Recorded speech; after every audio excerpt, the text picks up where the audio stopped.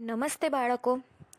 બીજા સત્રની અંદર સામાજિક વિજ્ઞાનમાં બીજું ચેપ્ટર ધોરણ 8માં પર્યાવરણીય પ્રદૂષણ, જેનો પહેલો ભાગ આપણે ભણી ગયા. હવે બીજા ભાગની વાત કરીએ. પહેલા ભાગની અંદર આપણે 2 પ્રદૂષણ શીખી ગયા. એક હતું પાણીનું પ્રદૂષણ અને બીજું હતું હવાનું પ્રદૂષણ. હવે આપણે ત્રીજું પ્રદૂષણ જમીનનું પ્રદૂષણ, તેના વિશે આપણે સમજૂતી મેળવીએ. જમીન તો આપણે જમીન વગર રહી શકતા નથી. જમીન છે તો આપણે તેની ઉપર રહી રહ્યા છે. તો મનુષ્ય માટે અથવા તો પશુ પક્ષી છે, જે પણ સજીવ છે, એ સજીવ માટે મહત્વનું એક તત્વ કહેવાય જમીન. અને જમીનનું પ્રદૂષણ એ આપણને સરળતાથી ખબર નથી પડતી કે ભાઈ જમીનનું પ્રદૂષણ થયું છે. એ સહેલાઈથી આપણને નજર નથી પડતું. છતાં પણ વિકસતો જે આ વિશ્વ છે તેની અંદર જમીનનું પ્રદૂષણ એ ખૂબ મોટું પ્રમાણ વધવા લાગ્યું છે. એટલે કે જમીનનું પ્રદૂષણ એ ખૂબ મોટી સમસ્યા થઈ ગઈ છે. આપણે હમણાં વાત કરી હતી કે ભાઈ પાણી જે ઉદ્યોગો છે, એ ઉદ્યોગો તેમનું જે પાણી છે એ પાણી કેમિકલયુક્ત પાણી એ ખુલ્લી ગટરની અંદર નાખે છે અથવા તો જમીન ઉપર છોડી દે છે. તેના કારણે તે જે પાણી છે તે જમીનની અંદર જાય છે અને એના કારણે જમીન બગડે છે. ઉદ્યોગો કે કારખાનાવાળા જરૂર હોય તેના કરતાં પણ વધુ જમીન પ્રાપ્ત કરે છે. એટલે કે તેમને જરૂર છે તેના કરતાં પણ વધારે પ્રમાણમાં તેઓ તેમની જમીન રાખે છે. અને જે બાકી રહેલી જમીન છે, જેમાં તેમનો ઉપયોગ નથી, તેના માટે તેઓ ભવિષ્યમાં વિકાસ માટે હોય છે. આ જમીન તે શેના માટે રાખે છે? તો કે ભવિષ્યમાં અમે તેનો વિકાસ કરીશું. બરાબર. તો આ ઉદ્યોગો એક શું કામ કરે છે? તો કે એમને જરૂર છે તેના કરતાં પણ પોતે પોતાની પાસે વધારે જમીન રાખે છે અને તેમના કહેવા પ્રમાણે તેનો ફરી ભવિષ્યની અંદર વિકાસ કરશે. સાથે સાથે જુઓ, તમને અહીંયા ફોટોગ્રાફ આપેલા છે. ફોટોગ્રાફની અંદર 3 ફોટો આપેલા છે. પહેલું છે કે વૃક્ષો છે, જંગલ વિભાગ, તેને કાપી નાખેલો ફોટો તમને દેખાય છે. બીજો છે હોસ્પિટલ વેસ્ટ, મેડિકલ વેસ્ટ. અને ત્રીજું છે રાસાયણિક ખાતરનો વધારે પડતો ઉપયોગ. તો આ 3 વસ્તુ એ જમીનના પ્રદૂષણ માટે ખૂબ મોટી વસ્તુ કહેવાય. જેમ જેમ વૃક્ષો આપણે કાપી નાખીએ છીએ તે રીતે જમીનનું પ્રદૂષણ વધે છે. જે કોમ્પોસ્ટ એટલે કે જે આ કેમિકલયુક્ત ખાતર છે, તેના કારણે જે જમીનની ફળદ્રુપતા છે તે કેવી થઈ રહી છે? ઓછી થઈ રહી છે. જ્યારે હોસ્પિટલ વેસ્ટની વાત કરીએ, એટલે કે જે મેડિકલ વેસ્ટ છે, તે પણ જમીન પ્રદૂષણ ફેલાવવામાં ખૂબ ફાળો આપે છે. એટલે કે હોસ્પિટલ હોય, દવાખાનું હોય કે જેની અંદર દર્દીની સારવાર થાય છે અને એના માટે જે સાધન સામગ્રી અથવા વપરાય છે એ કચરોને મેડિકલ વેસ્ટ કહેવાય. દર્દીનું કોઈ રક્ત છે, પરુ હોય, મળમૂત્ર હોય, ઝાડા ઉલટી હોય, થૂક હોય, ગળફા હોય, જેની જાત કરવા માટે એટલે કે જોવા માટે રિપોર્ટ કાઢવા માટે તેનો ઉપયોગ કરવામાં આવતો હોય છે. અને તેનો રિપોર્ટ થઈ ગયા પછી તેને જ્યાં ત્યાં નાખી દેવામાં આવે છે. એટલે કે તેને જંતુ રહિત કર્યા વગર નાખી દેવામાં આવે છે અને એના કારણે હવા અને પાણીનું પ્રદૂષણ ફેલાય છે અને રોગો વધે છે. તો આ રીતે આ 3 કામ થાય છે જે જમીનનું પ્રદૂષણ ફેલાવવામાં મહત્વનો ફાળો ભજવે છે. સાથે સાથે ઉદ્યોગોનો વિકાસ સારી ખેતીલાયક જે જમીન છે તેની ઉપર થાય છે અને તે જમીનને નુકસાન કરે છે. એટલે કે જેવી જમીન એવી છે કે ભાઈ જેના ઉપર સારી એવી ફળદ્રુપ જમીન છે, કે જેના ઉપર સારી ખેતી થઈ શકે છે, આવી સારી ખેતી થઈ શકતી હોય તેવી જમીન એટલે કે ખેતીલાયક જમીન છે, તેના ઉપર ઉદ્યોગોનો વિકાસ કરવામાં આવે છે અને એના કારણે જમીનને નુકસાન થાય છે. ઉદ્યોગો જે પોતાનો નકામો ઘન કચરો છે તે જમીનમાં નાખી રાખે છે. આ રીતે જે સારી જમીન છે તે વેસ્ટ થઈ જાય છે. પોલિથીનની વાત કરીએ. પોલિથીન એટલે કે પ્લાસ્ટિક. તો પ્લાસ્ટિકનો ઉપયોગ અત્યારે ખૂબ જ મોટા પ્રમાણમાં થવા લાગ્યો છે. આપણે સૌ જાણીએ છીએ કે પ્લાસ્ટિક વગર તો આપણે ચલાવી જ નથી શકતા. આપણું પ્લાસ્ટિક અત્યારે દરેક વસ્તુ પ્લાસ્ટિકની થઈ ગઈ છે. તો આ જે પોલિથીન છે, પ્લાસ્ટિક છે, એનો ખૂબ જ મોટા પ્રમાણમાં ઉપયોગ થવા લાગ્યો છે. જાણકારી માટે કહી દઈએ કે પ્લાસ્ટિક એ જમીનમાં ભળતું નથી અને એ જ્યાં ત્યાં ફર્યા કરે છે અને જે જમીન છે તેને બગાડે છે. યાદ રાખજો કે પ્લાસ્ટિક છે એ જમીનમાં ભળતું નથી અને જમીનને બગાડે છે. અને એટલા જ માટે પ્લાસ્ટિકના પર બેન્ડ થઈ ગયો હતો. અત્યારે તમે જાણો છો કે ઘણી બધી જગ્યાએ તમને પ્લાસ્ટિકની થેલી નહીં આપે, એવું કહેશે કે કાયદો આવી ગયો છે કે હવે પ્લાસ્ટિકનો ઉપયોગ નહીં થઈ શકે. શહેરી જમીન દૂષિત કરે છે, એટલે કે જે શહેરી કચરો છે જેમાં ખોખા હોય, પ્લાસ્ટિકના સ્ક્રેપ હોય અથવા રાસાયણિક પદાર્થો હોય, જે બધું ઉડીને જમીનની અંદર અથવા તો ખેતરોની અંદર પડે છે અને આ તમામ વસ્તુ જમીનને પ્રદૂષિત કરે છે. ખેડૂતો દ્વારા ઉપજ માટે રાસાયણિક ખાતરોનો ખૂબ જ બહોળા પ્રમાણમાં ઉપયોગ થઈ રહ્યો છે અને જેના કારણે તેની ફળદ્રુપતા છે એ ફળદ્રુપતા નષ્ટ પામે છે, જે જમીનને બગાડે છે અને પર્યાવરણને પણ નુકસાન કરે છે. એટલે કે ખેડૂતો દ્વારા જે રાસાયણિક ખાતરનો ઉપયોગ કરવામાં આવે છે જેના કારણે પણ જમીનનું પ્રદૂષણ થાય છે. હવે તમને અહીંયા એક પ્રશ્ન પૂછેલો છે કે પ્રદૂષણ એક એવી ચેઇન છે જેને તોડવા માટે આપણે એટલે કે તમે પહેલું કયું કામ કરશો? હવે આપણે સૌ જાણીએ છીએ કે જમીન આ જે પ્રદૂષણ છે એક મોટી ચેન છે, એ આપણા દ્વારા જ સર્જાયેલી છે. દાખલા તરીકે પ્લાસ્ટિકના કપમાં ચા નહીં પીવી, પાતળા પ્લાસ્ટિકની થેલીઓમાં ખાવાની વસ્તુઓ ન લેવી, આવી ઘણી બધી એવી વસ્તુઓ છે. તો આપણે જોઈએ કે જમીન પર કોઈ પણ પ્રકારનો કચરો આપણે નાખીશું નહીં. જે ઝાડ પાનના ફૂલ, પાંદડા કે ડાળી ડાળખા છે તેને આપણે તોડીશું નહીં. બગીચાની કે મેદાનની જે લોન છે તેનું ઘાસ આપણે ઉખેડીશું નહીં. રેડિયો, ટીવી, લાઉડસ્પીકર કે ઢોલ વાજિંત્રો છે એને આપણે મોટા અવાજે વગાડીશું નહીં. અને ફટાકડા તો ફોડવા જ ન જોઈએ, તેના કારણે ઘણું બધું પ્રદૂષણ ફેલાય છે. તેના કારણે તો અવાજનું પ્રદૂષણ પણ ફેલાય છે, જમીનનું પ્રદૂષણ પણ ફેલાય છે અને આપણને ફટાકડાનો અવાજ તો બિલકુલ ગમતો જ નથી. તેના પછી બીજો પ્રશ્ન છે કે તમે કેટલાક લોકોને પ્લાસ્ટિક વીણતા જોયા હશે. આ કામ તમને કેવું લાગે છે? તમે ઘણા બધા જોયા તો પાછળ એકદમ મોટો કોથળો ભરી અને ફરતા હોય છે અને જે પ્લાસ્ટિકની કોથળીઓ હોય એ પ્લાસ્ટિકની કોથળીઓ અથવા તો પ્લાસ્ટિકનો જે ઝીણો ઝીણો કચરો હોય એ કચરો લઈ લે છે. આ કામ શું લાગે છે? બહુ નીચી કક્ષાનું છે ને? તમે એમને બહુ નીચી કક્ષાનું ગણો છો, બરાબર ને? પ્લાસ્ટિક વીણનારા ગરીબ લોકો કચરાના ડબ્બા કે ઉકરડામાંથી પ્લાસ્ટિક વીણે છે. તેમના હાથ, પગ, શરીર એ કેવું કચરાથી ખરડાઈ ગયેલું હોય છે અને આ કામ આપણે તેને કેવું કહીએ છીએ? અનિચ્છનીય. આપણને કોઈ કરવાનું કહે તો આપણે તેને કરતા નથી. કરો છો? તમને હું એવું કહું કે ચલો જાઓ કચરાના ડબ્બામાંથી આ બધું શોધી લાવો, ગમે તેનો કચરો હોય, પછી બસ સ્ટેન્ડ હોય, રેલવે સ્ટેશન હોય, ગમે ત્યાં હોય, તો તમે તે કામ કરશો? આપણે તે કામ કરીશું? નથી કરતા, બરાબર ને? આજે ઉદ્યોગોના અને ગટરોના પાણીનો ઉપયોગ ઉપજાઉ જમીનમાં થવાથી તેમાં પાકતા જે અનાજ, શાકભાજી દૂષિત હોય છે. આપણે પાણીના ઉપયોગની વાત કરી, આપણે પાણીનું પ્રદૂષણ જોયું ત્યારે આપણે આ વસ્તુ કીધી હતી કે ભાઈ જે ગંદુ પાણી છે, ગટરોનું પાણી છે, તે કેવી જમીન પર જાય છે? ઉપજાઉ જમીન. ઉપજાઉ એટલે કે ફળદ્રુપ જમીન. અને તેના કારણે જે પાક થાય છે, અનાજનો હોય, શાકભાજીનો હોય, તે બધું હાનિકારક થઈ જાય છે અને તેના કારણે ક્ષય અને હાડકાનો રોગ થાય છે. મિત્રો ખાસ યાદ રાખજો કે જે ગટરોનું પાણી છે તેના કારણે જે જમીનમાં પાક થાય છે, અનાજ હોય, શાકભાજી હોય, કંઈ પણ, તો તેના કારણે આપણે કયો રોગ થાય છે? તો ક્ષય અને હાડકાનો રોગ થાય છે. ઉપજાઉ જમીન ઓછી થતાં અનાજની તંગી સર્જાવાની શક્યતા ઊભી થાય છે. એટલે કે જ્યાં આગળ આપણે ખેતી કરી શકતા હોય એવી ખેતી કરી શકાતી જમીન ઉપર તો ઉદ્યોગો થઈ ગયા હોય, તો એના કારણે આ જે પાક છે એ પાક ઓછો થાય છે અને એના કારણે જે અનાજ ઉગવાનું હોય એના કરતાં ઓછું ઉગે છે અને આપણને અનાજની તંગી સર્જાય તેવી શક્યતા ઊભી થાય છે. જમીનમાં તે ઉમેરાતા પ્લાસ્ટિક અને કારખાનાઓના પાણી સૂક્ષ્મ જીવાણુઓનો નાશ કરે છે. આપણે જાણીએ છીએ કે ઘણા બધા એવા સૂક્ષ્મ જીવાણુઓ છે જે જમીનને મદદ કરે છે, એ જમીનને ફળદ્રુપ રાખવામાં ખૂબ મદદ કરે છે.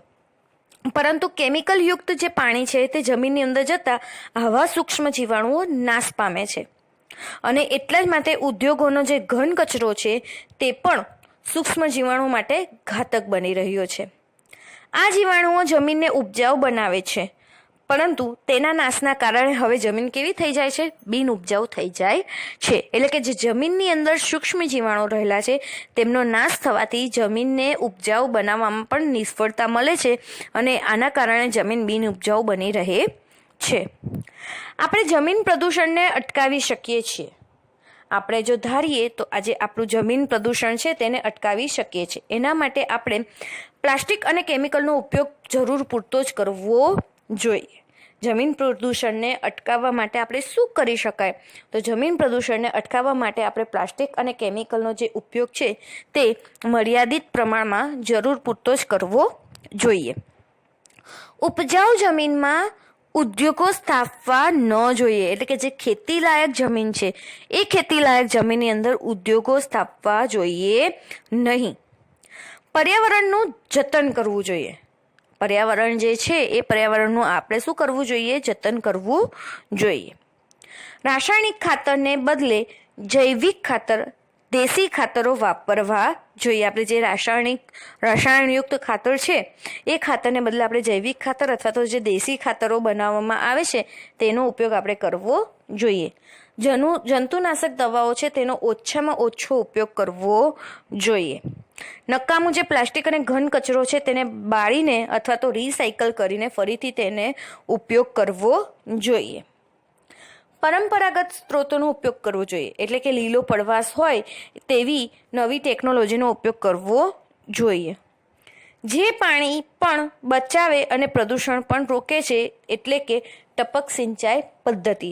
આવી પદ્ધતિઓનો ઉપયોગ કરવો જોઈએ કે જે પાણીને પણ બચાવે છે અને જમીનને પણ સાચવે છે અને સાથે સાથે પ્રદૂષણ પણ રોકે છે. તો ટપક સિંચાઈ પદ્ધતિ જેવી પદ્ધતિઓનો આપણે ઉપયોગ કરવો જોઈએ. આ રીતે આપણે જમીન પ્રદૂષણ અટકાવી શકીએ છીએ. મિત્રો, આપણે 3 પ્રદૂષણ વિશે સમજી ગયા. પહેલું પ્રદૂષણ હતું જળ પ્રદૂષણ એટલે કે પાણીનું પ્રદૂષણ, બીજું હતું હવાનું પ્રદૂષણ, ત્રીજું હતું જમીનનું પ્રદૂષણ. હવે ચોથું પ્રદૂષણ ધ્વનિ પ્રદૂષણ વિશે આપણે સમજૂતી મેળવીએ. ધ્વનિ પ્રદૂષણ એટલે કે અવાજનું પ્રદૂષણ. જો તમને અહીંયા ફોટોગ્રાફ બતાવેલા છે, માઉસ, લાઉડસ્પીકર, કોઈક વ્યક્તિ છે જેને કાનમાં અવાજ ખૂબ મોટેથી આવે છે તેવું એક ફોટોગ્રાફ છે. એક વિમાન જઈ રહ્યું છે અને વિમાનની નીચે એક બેન 2 કાન પકડીને, એટલે કે વિમાનનો એટલું બધું અત્યંત તીવ્ર અવાજ આવે છે તેવું બતાવે છે. બરાબર ને? વાયુ અને જળ પ્રદૂષણ ઉપરાંત ધ્વનિ એટલે કે ઘોંઘાટ, અવાજ એ પણ પ્રદૂષણ ખૂબ વધી ગયું છે. આજે આપણે જોઈએ છે ધ્વનિ પ્રદૂષણ એટલે કે ઘોંઘાટ, અવાજ, બરાબર, તે ખૂબ વધી ગયું છે. આપણે જોઈએ તો કારખાના છે એ કારખાનાની અંદર કોઈ દિવસ તમે કારખાના જોયા છે? કારખાનાની આજુબાજુ તમે જાઓ ને તો તમારાથી સહન ના થાય, એટલો મોટો અવાજ આવે. તો કારખાનામાં જે યંત્રો ચાલે છે તે યંત્રો, પછી વાહનોના જે આવવા જવાનો જે અવાજ છે, હોર્નનો અવાજ છે, એ અવાજ એટલો બધો ઊંચો હોય છે કે તેના કારણે જે અવાજનું પ્રદૂષણ ઊભું થાય છે. આજે કારખાનામાં યંત્રો ચાલે છે, વાહનોના જે અવાજ છે, હોર્નના અવાજ છે, તેના કારણે એટલો બધો ઊંચો અવાજ આવે છે કે અવાજનું પ્રદૂષણ ઊભું થાય છે. આપણી પ્રજા અને સમગ્ર વિશ્વની પ્રજા ઉત્સવ પ્રિય છે. આપણે જાણીએ છીએ કે ઘણા બધા એવા ઉત્સવ આવે છે, તહેવારો આવે છે અને આપણે તમામ તહેવાર, ઉત્સવ ખૂબ જ આનંદથી ઉજવીએ છીએ. અને એના કારણે આજે આખો જે સમગ્ર વિશ્વ છે એ સમગ્ર વિશ્વમાં ઉત્સવો ઉજવાય છે. અને દરેક ઉત્સવોની ઉજવણીમાં તો લાઉડ સ્પીકરો તો આપણે વગાડીએ જ છીએ. બરાબર ને મિત્રો? તો લાઉડ સ્પીકર છે, બેન્ડ બાજા છે, ઢોલ છે, આ બધું વગાડવાથી, અથવા તો હવે તો ડીજેનો જમાનો આવી ગયો છે. બરાબર? અને આ જે ડીજે છે એ ડીજેના કારણે ધ્વનિનું પ્રદૂષણ ફેલાય છે. યાદ રાખજો મિત્રો કે લાઉડ સ્પીકર છે, બેન્ડ બાજા છે, ઢોલ છે, આ બધું વગાડવાથી અને ડીજે વગાડવાથી ધ્વનિનું પ્રદૂષણ થાય છે. ચૂંટણી કે રમતમાં જો વિજય થયો હોય તો મોટા ભાગે શું ફોડવામાં આવે છે? ફટાકડા ફોડવામાં આવે છે. એટલે કે કોઈ નેતા ચૂંટીને આવ્યો હોય તો તેનું સરઘસ નીકળે અને બહુ બધા ફટાકડા ફોડવામાં આવે. અથવા તો કોઈ રમતની અંદર વિજય પ્રાપ્ત કર્યો હોય, બરાબર, તો એના માટે ફટાકડા ફોડવામાં આવે. વાજિંત્રો વગાડવામાં આવે, એટલે કે મોટા લાઉડ સ્પીકર વગાડવામાં આવે વરઘોડો કાઢે ત્યારે. તો આ બધી જ વસ્તુ ધ્વનિનું પ્રદૂષણ કહેવાય છે. શહેરોમાં બસ, રિક્ષાઓ, દ્વિચક્રીય વાહનો એટલે સ્કૂટર, બાઇક, આ બધું મોટા પ્રમાણમાં આપણને જોવા મળે છે. આપણે જોઈએ ખાલી 1 મિનિટનું રસ્તા ઉપર જોઈએ કે 1 જ મિનિટ માટે સિગ્નલ હોય અને એ 1 મિનિટની અંદર તો આખો રસ્તો ભરાઈ ગયો હોય વાહનોથી. તો આ વાહનો ઘણા બધા વધી ગયા છે. 4 રસ્તા હોય કે કોઈ મોટી પાર્કિંગની જગ્યા હોય ત્યાં આગળ આ વાહનો ભરાવો થાય છે અને એના કારણે એ લોકો આગળ જવા માટે થઈને હોર્નનો ઉપયોગ કરે છે અને જે ધ્વનિ પ્રદૂષણ ફેલાવે છે. સમુદ્ર અને મોટી નદીઓ, જે મોટા મોટા જહાજો અને સબમરીન ફરે છે, જે જળમાં પણ અવાજનું પ્રદૂષણ ઊભું કરે છે. એટલે કે પાણીની અંદર પણ મોટી મોટી જે જહાજો છે, જે સબમરીન છે, તે અવાજનું પ્રદૂષણ ઊભું કરે છે. એટલે કે ખાલી જમીન જ નહીં, જળની અંદર પણ આવું અવાજનું પ્રદૂષણ આપણને જોવા મળે છે. ધ્વનિના પ્રદૂષણથી ઘણી બધી વિપરીત અસરો આપણા સ્વાસ્થ્ય ઉપર થાય છે. એટલે કે ધ્વનિના પ્રદૂષણના કારણે, ઘોંઘાટના કારણે આપણને બહેરાશ આવે છે. તેની સાથે સાથે ઘણી વખત તો માનસિક સ્વાસ્થ્ય ઉપર પણ વિપરીત અસર પડે છે. એટલે કે આપણો એક ચીડિયાપણું વધી જાય છે, મનુષ્યની અંદર ચીડિયાપણું વધી જાય છે. વધુ પડતા અવાજથી પ્રકૃતિ પર પણ વિપરીત અસર પડે છે. આપણી જે પ્રકૃતિ છે, કેટલી સરસ પ્રકૃતિ છે, એ પ્રકૃતિ પર પણ ઘોંઘાટની અસર આપણને જોવા મળે છે. ઘણા બધા કીટકો અને જીવાણુઓ જે આપણને ઉપયોગી છે તે નાશ પામે છે. વધારે જ પડતો જો અવાજ આવે તો એ અવાજના કારણે ઘણા બધા એવા કીટકો અને જીવાણુઓ છે જે આપણને ઘણા બધા ઉપયોગી છે, મનુષ્યને ઘણા બધા ઉપયોગી છે, તે નાશ પામે છે.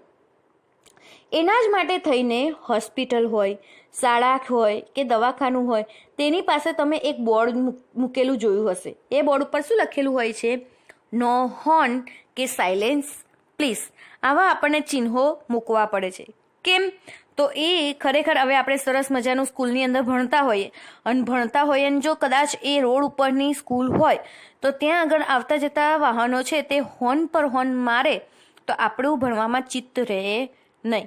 એટલા જ માટે હોસ્પિટલ હોય, શાળા હોય, દવાખાનું હોય, ત્યાં આગળ આપણને આવું બોર્ડ નો હોર્ન અથવા કે સાયલેન્સ પ્લીઝ વાળું ચિહ્ન વાળું બોર્ડ આપણે જોઈએ છીએ.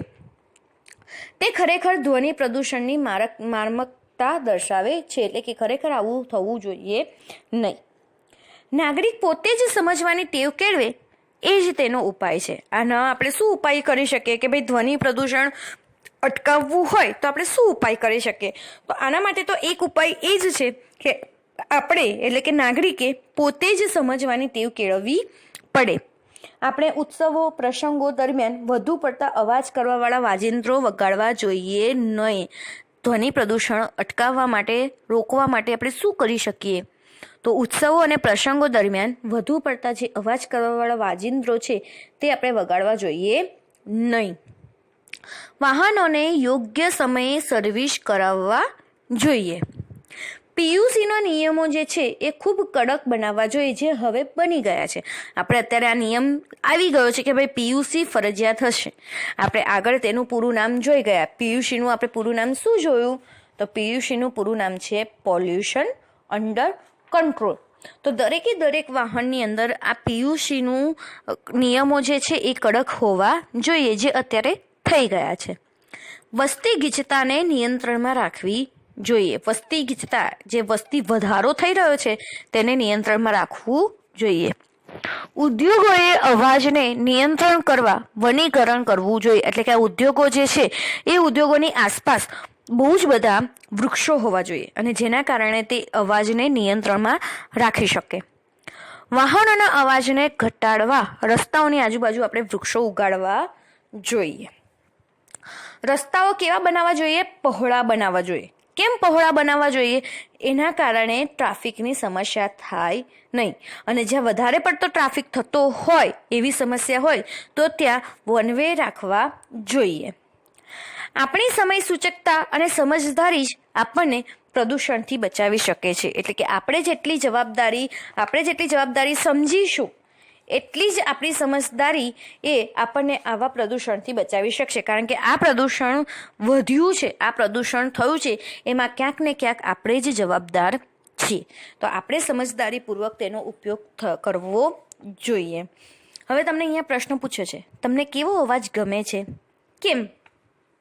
તો આપણને મોરનો અવાજ બહુ ગમે, આપણને કોયલનો અવાજ બહુ ગમે, એટલે કે આપણને સુરીલો અવાજ બહુ ગમે, સૌમ્ય અવાજ બહુ ગમે, તાલબદ્ધ જે ચાલતો હોય એકદમ સરસ મજાનું મ્યુઝિક, બરાબર, એવું સંગીત આપણને ગમે છે. પણ જો કાગડાનો અવાજ સાંભળી લઈએ તો આપણને કેવું લાગે છે? ઘોંઘાટિયું સંગીત લાગે છે, બરાબર ને? તો આપણને એવો અવાજ ગમતો નથી. કુદરતી વાતચીતમાં આપણે સાંભળવા મળો તો 60 ડેસિબલની માત્રાવાળો અવાજ આપણને ગમે. જો 60 ડેસિબલથી વધારે અવાજ આવી જાય તો આપણને તે કર્કશ લાગે છે, મતલબ કે આપણને માટે અસહ્ય બની જાય છે. આપણે જાણીએ છીએ કે પાણી કેટલું અમૂલ્ય છે. પાણી વગર આપણે રહી શકતા નથી અને આ સહુ જાણે છે, બધા જ જાણે છે.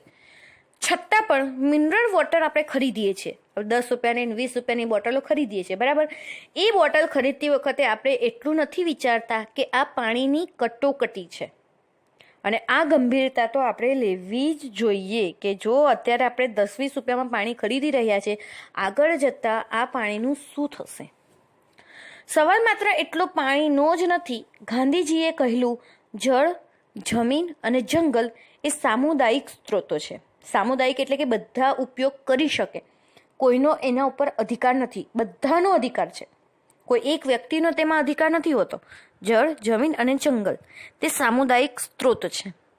તેની ઉપર સૌનો સમાન હક છે. તેને વેપારની વસ્તુ બનાવવી નૈતિક ગુનો છે, છતાં પણ હવે તેને વેપારી વસ્તુ થઈ ગઈ છે. જેમ કે મિનરલ વોટર હવે કેવી થઈ ગઈ છે? આપણને દુકાનની અંદર વેચીતી મળે છે, તો એ વેપારની વસ્તુ થઈ ગઈ અને આને નૈતિક ગુનો કહેવાય. માનવ નિર્મિત સમસ્યાઓમાં પાણીનું પ્રદૂષણ અગ્રસ્થાને છે. એટલે કે સૌથી મોટું જો પ્રદૂષણ હોય તો એ પ્રદૂષણ છે પાણીનું પ્રદૂષણ.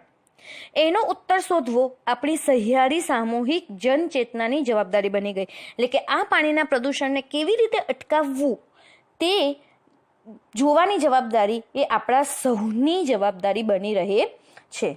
આજે પાણી પ્રદૂષણ એ તમામ લોકોને પોતાની જવાબદારી સમજી તેને સ્વચ્છ અને તંદુરસ્ત બનાવવા યોગ્ય આપણે ઉપાય કરવા જોઈએ. તમને અહીંયા ફોટો આપેલા છે કે ભાઈ વી આર રિક્વેસ્ટિંગ યુ. પક્ષીઓ, પ્રાણીઓ આપણને રિક્વેસ્ટ કરે છે કે ભાઈ અમે તમને રિક્વેસ્ટ કરીએ છીએ. શેના માટે? આ પ્રદૂષણ છે તેને અટકાવો. Save the environment, environment will save us. એટલે કે આપણે પર્યાવરણને બચાવીએ, પર્યાવરણ આપણને બચાવશે. If you do not want to leave then don't live, but what about us. પ્રાણીઓ અને પક્ષીઓ એવું કહે છે કે તમે અમારા માટે શું વિચારો છો, બરાબર ને? તો આ રીતે આ પ્રદૂષણ વિશે આપણે સમજૂતી મેળવી. આપણે 4 પ્રદૂષણ વિશે સમજૂતી મેળવી. કયા 4 પ્રદૂષણ વિશે?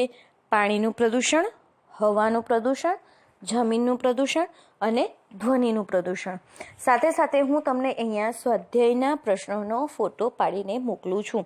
આ પાઠને ખૂબ જ શાંતિથી સમજી વિચારીને વાંચજો. તેની એક લીટીએ તમે તમારી પાસે ચોપડી છે તેને વાંચજો, તેની અંદર રહેલા શબ્દોને સમજજો. સાથે સાથે સ્વાધ્યાયની અંદર જેટલા પણ પ્રશ્નો આપેલા છે તે પ્રશ્નોને ખૂબ જ સારી રીતે સમજીને તેનો અભ્યાસ કરજો. સાથે સાથે આ જે વિડીયો છે એ વિડીયોને વારંવાર જોવાનો પ્રયત્ન કરજો અને આ વિડીયોને લાઈક અને